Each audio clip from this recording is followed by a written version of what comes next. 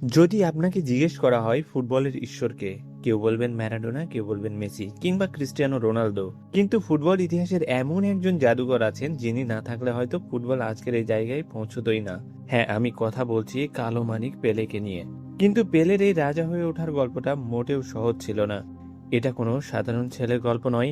এটা এমন এক ছেলের গল্প যে নিজের ভাঙা বুট আর মোজার তৈরি ফুটবল দিয়ে পুরো পৃথিবীর মন জয় করেছিল। আজ আমরা এক্সপ্লেন করতে যাচ্ছি পেলের জীবনের সেই অবিশ্বাস্য রূপকথা নিয়ে নির্মিত সিনেমা পেলে বার্থ অফ লেজেন্ড। তাই ভিডিওটি স্কিপ না করে সম্পূর্ণটা দেখুন, কারণ আজকের ভিডিওটা আপনার গায়ের লোম খাড়া করে দেবে। তারিখটা ছিল 16 জুলাই 1950। স্থান ব্রাজিলের ঐতিহ্যবাহী মারাকানা স্টেডিয়াম। প্রায় 2 লাখ মানুষ গ্যালারিতে বসে অধীর আগ্রহে অপেক্ষা করছে। পুরো ব্রাজিল জুড়ে তখন উৎসবের আমেজ, কারণ আজ ব্রাজিল প্রথমবারের মতো ফুটবল বিশ্বকাপ জিততে চলেছে। সারা দেশের মানুষের মনে একটাই বিশ্বাস, আজ ট্রফিটা আমাদেরই হচ্ছে। ঠিক সেই মুহূর্তে মারাকানা থেকে শত মাইল দূরে এক ছোট্ট গ্রামে 9 বছরের এক অবুঝ শিশু তার বন্ধুদের সাথে আনন্দে মেতেছিল।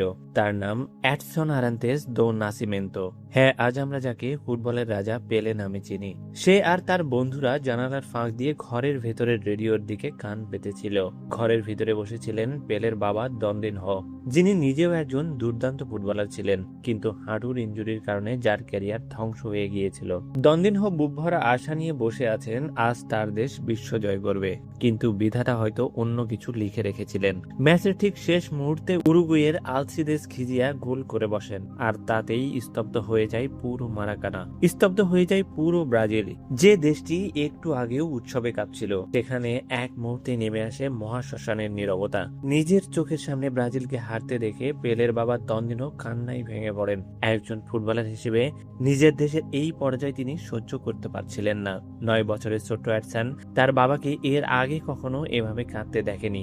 বাবার এই কান্না তার কচি মনে এক গভীর দাগ কেটে যায়। সে গুটি গুটি পায়ে বাবার সামনে এগিয়ে যায়, বাবার হাতটা শক্ত করে ধরে এবং তার নিষ্পাপ চোখে এক অদ্ভুত দৃঢ়তা নিয়ে বলে, কেঁদো না বাবা, আমি তোমাকে কথা দিচ্ছি, আমি একদিন ব্রাজিলের হয়ে খেলবো এবং তোমাকে বিশ্বকাপ এনে দেব। 1950 সালের 16 জুলাইয়ের সেই ট্রাজিক বিকেলটাই ছিল ফুটবলের ইতিহাসের সবচেয়ে বড় টার্নিং পয়েন্ট। বাবার চোখে জল মোছাতে 9 বছরের এক অভাবী ঘরের ছেলের করা সেই অবুঝ প্রতিজ্ঞাটি আগামী দিনে ফুটবল দুনিয়াকে শাসন করেছিল। বাবার কাছে প্রতিজ্ঞা করা যতটাই সহজ ছিল, পেলের সামনের বাস্তবতা ছিল ঠিক ততটাই কঠিন। পেলেদের পরিবার তখন চরম দারিদ্র্যের মধ্য দিয়ে যাচ্ছিল। দুবেলা ঠিকমতো খাবার জুটত না। সংসারের হাল ধরতে ছোট্ট এডসনকে তার মায়ের সাথে মানুষের বাড়ি বাড়ি গিয়ে কাজ করতে হতো, জুতা পালিশ করতে হতো। ছেলের মা সেলেস্তে মনে প্রাণে ঘৃণা করতেন ফুটবলকে, কারণ ফুটবল খেলেই পেলের বাবার হাঁটু ভেঙেছিল এবং পুরো পরিবার অন্ধকারের দিকে তলিয়ে গিয়েছিল। মা চাইতেন না তার ছেলেও ফুটবল খেলে পঙ্গু হোক আর সারা জীবন অভাবের মধ্যে কাটাক। কিন্তু যার রক্তে ফুটবল, তাকে কি আর আটকে রাখা যায়? মায়ের চোখ ফাঁকি দিয়ে প্রতিদিন বিকেলে পেলে ছুটে যেত বন্ধুদের কাছে। চামড়ার আসল ফুটবল কেনার মতো 1 পয়সাও তাদের ছিল না, কিন্তু ইচ্ছে যেখানে আকাশ ছোঁয়া, সেখানে অভাব কোনো বাধা নয়। পেলে আর তার বন্ধুরা মিলে কুড়িয়ে আনা পুরনো মোজার ভেতর খবরের কাগজ আর ছেঁড়া কাপড় গুজে সুতো দিয়ে বেঁধে বানিয়ে ফেলত তাদের স্বপ্নের ফুটবল। পায়ে দেওয়ার মতো তাদের কোনো জুতো ছিল না। খালি পায়ে সেই কাগজের বল নিয়ে মেঠো পদের ধুলা উড়িয়ে চলত তাদের প্র্যাকটিস। এই ধুলো মাখা মাঠেই জন্ম নেয় ফুটবল ইতিহাসের সবচেয়ে বিখ্যাত নামটি। পেলের বাবার প্রিয় একজন গোলকিপার ছিলেন, যার নাম ছিল বিলে। আর একদিন পেলে সেই নামটা ভুল উচ্চারণ করে ফেলে, আর তাতেই তার বন্ধুরা এবং আশেপাশের ছেলেরা তাকে খেপানোর জন্য পেলে পেলে বলে ডাকতে শুরু করে। তুর্কিশ ভাষায় এই শব্দের কোনো অর্থ ছিল না। ছোট্ট এডসন এই নামটা ভীষণ ঘৃণা করত। সে রেগে গিয়ে বন্ধুদের সাথে মারামারি করত আর বলতো, আমার নাম এডসন, মহান বিজ্ঞানী থমাস আলভা এডিসনের নামের সাথে আমার নাম, আমাকে পেলে ডাকবে না। ছোট্ট এডসন তখন রাগ করলেও সে জানতো না যে নিয়তি অলরেডি তার ভাগ্য লিখে রেখেছে। সে যে নামটাকে সবচেয়ে বেশি ঘৃণা করত, নিজের অজান্তেই সেই নামটাই একদিন পুরো পৃথিবীর বুকে খোদাই হতে যাচ্ছিল। যে ছেলেটি মোজার বল পায়ে ধুলোবালি মেখে ঘুরে বেড়াতো, সে জানতো না এই পেলে নামটাই একদিন ফুটবল ইতিহাসের সবচেয়ে বড় ব্র্যান্ড এবং একটা গোটা জাতির অহংকার হয়ে উঠবে। বাউরু শহরে তখন একটা বড় লোকাল টুর্নামেন্টের আয়োজন করা হচ্ছিল। পেলে এবং তার বন্ধুরা সেখানে অংশ অংশ নিতে চেয়েছিল, কিন্তু সমস্যা একটাই, তাদের পায়ে দেওয়ার মতো কোনো জুতা ছিল না। টুর্নামেন্টের বাকি দলগুলো তাদের নাম দিয়েছিল দ্য শুলেস বা জুতাহীন দল। খেলায় অংশ নিতে হলে জুতা লাগবেই, তাই ফুটবলের নেশায় বুঁদ হয়ে থাকা এই বাচ্চারা এক ঝুঁকিপূর্ণ সিদ্ধান্ত নেয়। তারা রাতের অন্ধকারে স্টেশন থেকে চীনা বাদামের বস্তা চুরি করে এবং তা বাজারে বিক্রি করে নিজেদের জন্য জুতার ব্যবস্থা করে। চুরি করা টাকায় জুতা তো কেনা হলো, কিন্তু সেগুলো পায়ে দিয়ে তারা ঠিকমতো দৌড়াতেই পারছিল না। প্রথমার্ধে পিছিয়ে পড়ার পর রাগে ক্ষোভে পেলে তার জুতো খুলে ছুঁড়ে ফেলে দেয়। সব বন্ধু মিলে সিদ্ধান্ত নেয় তারা নিজেদের স্টাইলেই খেলবে এবং খালি পায়ে লড়বে। এরপর শুরু হয় আসল জাদু। খালি পায়ে মেঠো পথের সেই কাগজের বল দিয়ে প্র্যাকটিস করা ছেলেরা মাঠে নামতেই ম্যাজিক তৈরি হয়। বুট পরা বড়লোকের ছেলেদের তারা মাঠের চারকোনা নাচিয়ে ছাড়লো। একের পর এক ম্যাচ জিতে সবাইকে চমকে দিয়ে পেলের এই জুতোহীন দল পৌঁছে গেল সোজা ফাইনালে। কিন্তু নিয়তির নিষ্ঠুর পরিহাস। ঠিক যখন তারা তাদের সাফল্যের আনন্দ উপভোগ করছিল, তখনই নেমে এলো এক চরম বিপর্যয়। চীনাবাদাম চুরির মালিকরা তাদের তাড়া করলো। বাঁচার জন্য তারা এক বৃষ্টি ভেজা দিনে একটি মাটির গুহায় আশ্রয় নেয়। কিন্তু প্রচন্ড বৃষ্টিতে পাহাড়ের নরম মাটি ধসে পড়তে শুরু করে। প্রাণ ভয়ে বাইরে দৌড়ে বের হতে পারলেও মাটির সেই নিষ্ঠুর ধসের নিচে চাপা পড়ে যায় পেলের জীবনের সবচেয়ে কাছের বন্ধু, তার খেলার সঙ্গী থিয়াগো। পাগলের মতো কাদা সরিয়েও পেলে তার বন্ধুকে বাঁচাতে পারেনি। চোখের সামনে নিজের প্রিয় বন্ধুর এই নির্মম মৃত্যু 10 বছরের পেলের কচি মনকে এক নিমিষে ভেঙে চুরমার করে দেয়। যে ফুটবলের জন্য সে জুতা চুরি করেছিল, যে ফুটবলের জন্য তার বন্ধু আজ দুনিয়া ছেড়ে চলে গেছে, সেই ফুটবলের উপর পেলের তীব্র ঘৃণা জন্মে যায়। গভীর শোকে আর অপরাধ বোধে ভেঙে পড়ে পেলে সিদ্ধান্ত নেয় সে আর কোনোদিন ফুটবল ছুঁয়েও দেখবে না। প্রিয় বন্ধুকে হারানোর পর কেটে গেছে বেশ কিছুদিন। পেলে ফুটবল খেলা পুরোপুরি ছেড়ে দিয়ে মায়ের সাথে মানুষের বাড়ি বাড়ি গিয়ে কাজ শুরু করেছে। যে ছেলেটি এক মুহূর্ত বল ছাড়া থাকতে পারতো না, সে এখন এক নিষ্প্রাণ রোবটের মতো দিন কাটাচ্ছে। পেলের মা ভাবছিল তার ছেলে হয়তো ফুটবলের বিপদ থেকে বেঁচে গেছে, কিন্তু পেলের বাবা দ্বন্দ্বেনও জানতেন ফুটবল পেলের রক্তে, একে এভাবে আটকে রাখা অসম্ভব। তিনি সিদ্ধান্ত নেন ছেলেকে আবার মাঠে ফেরাতে হবে, তবে এবার কোনো কাগজের বল দিয়ে নয়, এক ভিন্ন উপায়ে। ফুটবল ছাড়লেও ফুটবল কিন্তু পেলেকে ছাড়েনি। বাবা দ্বন্দ্বিনহ শুরু করলেন এক অদ্ভুত গোপন মিশন। আসল বল কেনার টাকা নেই, তাই ঘরের পেছনের আম গাছের কাঁচা আম দিয়েই শুরু হলো পেলের নতুন প্র্যাকটিস। যেহেতু আম গোল হয় না, তাই একে বাতাসে ভাসিয়ে রাখতে হলে শরীরের ব্যালেন্স এবং পায়ের নিখুঁত টাইমিং এর প্রয়োজন হতো। এই কঠিন অনুশীলনের মাধ্যমেই পেলের বাবা তাকে শেখাতে লাগলেন ব্রাজিলের সেই আদিম ঐতিহ্য, যার নাম জিঙ্গা। জিঙ্গা কোনো সাধারণ টেকনিক নয়, এটা হলো ব্রাজিলের নিজস্ব আত্মা। দ্বন্দ্বিনহ পেলেকে বললেন, ইউরোপীয়রা যেভাবে খেলে ওটা আমাদের স্টাইল নয়। আমরা ফুটবল খেলি আনন্দ পাওয়ার জন্য, মনের আনন্দে নাচবার জন্য। নিজের ভেতরের সেই সাম্বা ছন্দকে কখনো মরতে দিও না, এটাই তোমার শক্তি। আমের পর আম বাতাসে ভাসিয়ে পেলে যখন জিঙ্গা স্টাইলের জাদুতে মতো, ঠিক তখনই দূর থেকে পেলের মা সেলেস্তে এই দৃশ্য দেখে ফেলেন। পেলের চোখের সেই পুরনো আনন্দ আর ফুটবলের প্রতি তীব্র ভালোবাসা দেখে মায়ের পাথরের মনটাও গলে পানি হয়ে যায়। তিনি বুঝতে পারেন পেলের ভাগ্য রান্নাঘরে বা জুতো পালিশে নয়, ফুটবলের সবুজ মাঠেই লেখা রয়েছে। অবশেষে মায়ের অনুমতি মিলল। মা সেলেস্তে নিজেই উদ্যোগ নিয়ে ব্রাজিলের বিখ্যাত ক্লাব সান্টোস এফসির ট্রায়ালের ব্যবস্থা করে দিলেন। 15 বছরের এক কিশোর, যার পায়ে জিঙ্গার ছন্দ আর পকেটে মায়ের দোয়া, সে এবার রওনা হলো বিশ্ব জয়ের উদ্দেশ্যে। স্যান্টোসের মূল একাডেমিতে পা রাখতেই পেলের সামনে এক নতুন দেয়াল এসে দাঁড়ালো। ট্রায়ালে পেলে তার চিরচেনা সাম্বা ছন্দে দুর্দান্ত গোল করলেও ক্লাবের কোচিং স্টাফদের মন জয় করতে পারলো না। তাদের চোখে এই জিঙ্গা স্টাইল ফুটবল ছিল আদিম আর ব্যাকডেটে।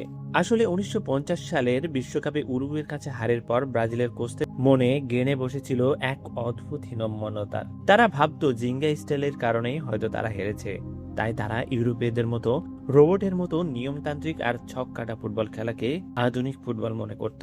কোচের কড়া নির্দেশ, মাঠে কোনো নাচ গান কিংবা জিঙ্গা চলবে না। পেলেকে বাধ্য করা হলো তার সহজাত খেলা বাদ দিয়ে ইউরোপীয় স্টাইলে মেপে মেপে খেলতে। কিন্তু সমস্যা হলো যে জিঙ্গা ছিল পেলের শক্তি, সেটাই যখন কেড়ে নেওয়া হলো, পেলে মাঠে একদম সাধারণ এক খেলোয়াড়ে পরিণত হলো।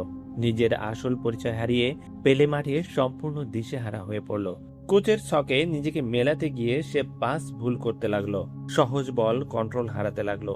ফলস্বরূপ স্যান্টোসের মূল দল তো দূরের কথা, জুনিয়র দলেও তার জায়গা হলো সাইড বেঞ্চে।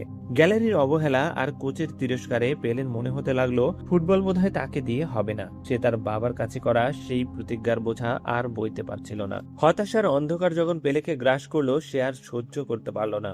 এক মাঝরাতে পুরো স্যান্টোস যখন ঘুমে মগ্ন, 15 বছরের পেলে তার ব্যাগ গুছিয়ে হোস্টেল থেকে পালিয়ে যায়। সে সোজা চলে আসে রেল স্টেশনে। উদ্দেশ্য এই ফুটবলকে বিদায় জানিয়ে চিরতরে বাড়ি ফিরে যাওয়া। যাওয়া। ঠিক যখন 15 বছরের একটা ছেলে পরাজয় মেনে নিয়ে বাড়ি ফিরে যাচ্ছিল, তখনই দেবদূতের মতো তার পথ আগলে দাঁড়ালেন স্কাউট দেবৃত। তিনি পেলেকে মনে করিয়ে দিলেন তার আসল পরিচয়। তিনি বললেন, অন্যদের মতো হওয়ার চেষ্টা করো না। তুমি যেভাবে আম গাছের আম দিয়ে জিঙ্গা প্র্যাকটিস করতে, মাঠে সেটাই করে দেখাও। বিশ্বকে দেখাও তোমার ভেতরের জাদুকরকে। দেবৃতর এই কথাটা পেলের ভেতরের ঘুমন্ত সিংহকে জাগিয়ে তুলল। এরপর এলো সেই মহেন্দ্রক্ষণ। স্যান্টোসের জুনিয়র দলের হয়ে মাঠে নামানো হলো পেলেকে। কিন্তু এবার যে ছেলেটি মাঠে ঢুকেছিল, সে কোচের সেই রোবোটিক নিয়ম মানতে আসেনি। সে এসেছিল তার বাবার শেখানো জিঙ্গার প্রতিশোধ নিতে। মাঠে বল আসতেই পুরো স্টেডিয়াম স্তব্ধ হয়ে গেল।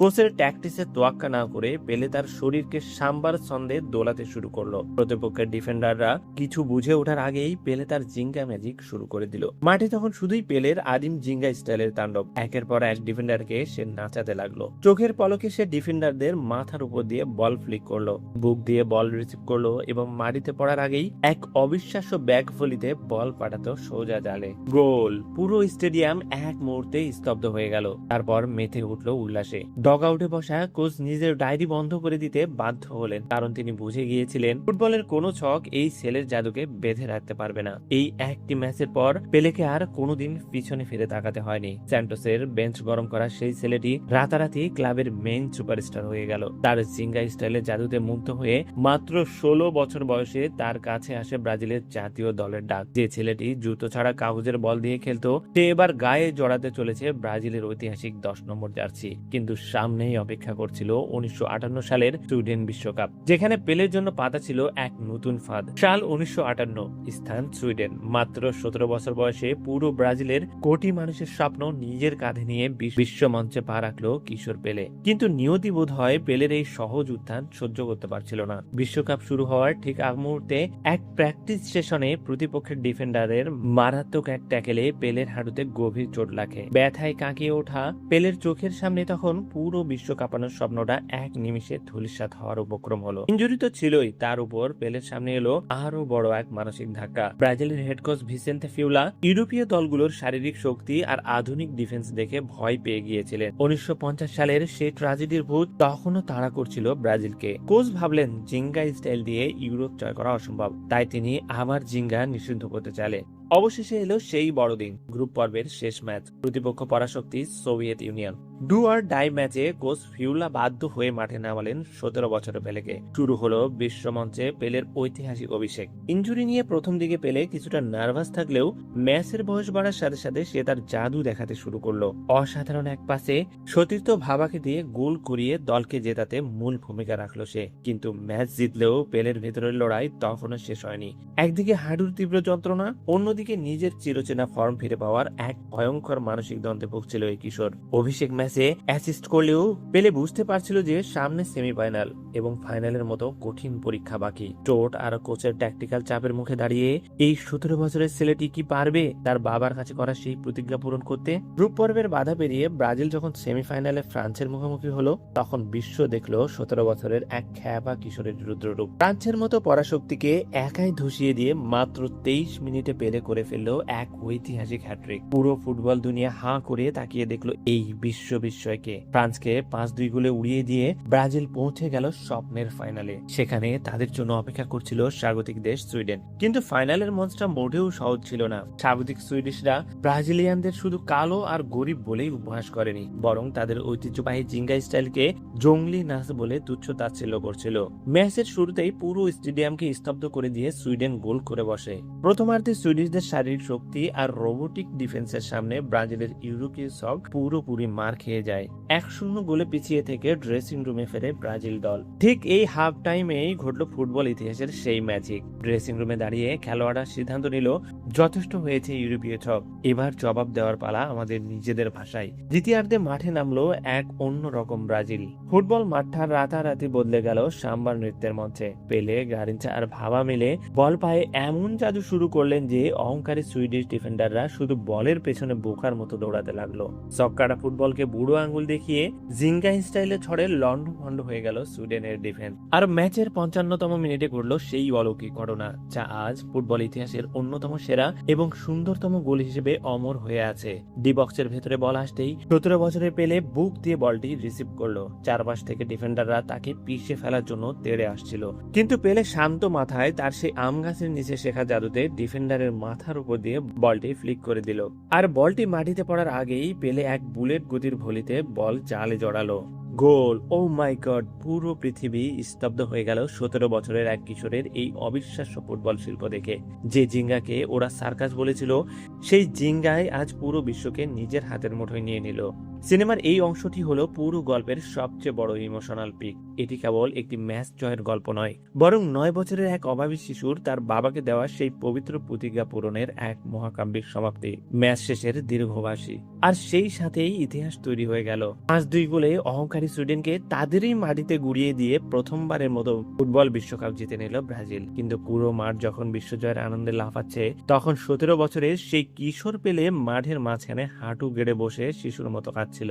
যে কান্নার ভেতর লুকিয়ে ছিল বছরের পর বছর ধরে জমানো কষ্ট, অবহেলা আর প্রিয় বন্ধু থিয়াগোকে হারানোর তীব্র যন্ত্রণা। সতীর্থরা এসে যখন এই জাদুকরকে কাঁধে তুলে নিল, তখন পুরো স্টেডিয়ামের লাখো মানুষ দাঁড়িয়ে এই নতুন রাজাকে স্যালুট জানাচ্ছিল। কাঁধে চড়ে পেলে যখন গ্যালারির দিকে তাকালো, তখন তার চোখের সামনে ভেসে উঠেছিল 1950 সালের সেই অন্ধকার বিকেলটার কথা। বাবার চোখের সেই জল আর 9 বছরের এক নিষ্পাপ শিশুর করা সেই অবুঝ প্রতিজ্ঞা। আজ দীর্ঘ 8 বছর পর 17 বছর বয়সে এসে পেলে তার বাবাকে দেওয়া সেই কথাটি রাখলেন। বাউরু শহরের ধুলাবালি মাখা মেঠো পথ থেকে উঠে আসা সেই জুতাহীন ছেলেটি আজ পুরো পৃথিবীর বুকে ব্রাজিলের হলুদ জার্সিকে অমর করে দিল। পেলে সেদিন শুধু একটি বিশ্বকাপই জেতেননি, তিনি পুরো পৃথিবীর কাছে ব্রাজিলের ফুটবলকে এক নতুন পরিচয় দিয়েছিলেন। তিনি প্রমাণ করেছিলেন ফুটবল কোনো রোবটের ছক নয়, ফুটবল হলো পায়ের জাদু আর মনের আনন্দ। আর এভাবেই মোজার বল দিয়ে প্র্যাকটিস করা সেই অ্যাডসন আরান্তেস দো নাসিমেন্তো নামের ছেলেটি ফুটবল দুনিয়ার বুকে চিরদিনের জন্য হয়ে গেলেন ফুটবলের একমাত্র রাজা। পেলের এই অবিশ্বাস্য জীবনযুদ্ধ আর রূপকথার গল্পটি আপনাদের কেমন লেগেছে কমেন্টে আপনি আপনার মতামত জানাতে পারেন। ভিডিওটি ভালো লাগলে একটা লাইক দিন আর চ্যানেলটি সাবস্ক্রাইব করে পাশেই থাকুন। আবার দেখা হবে পরবর্তী ভিডিওতে।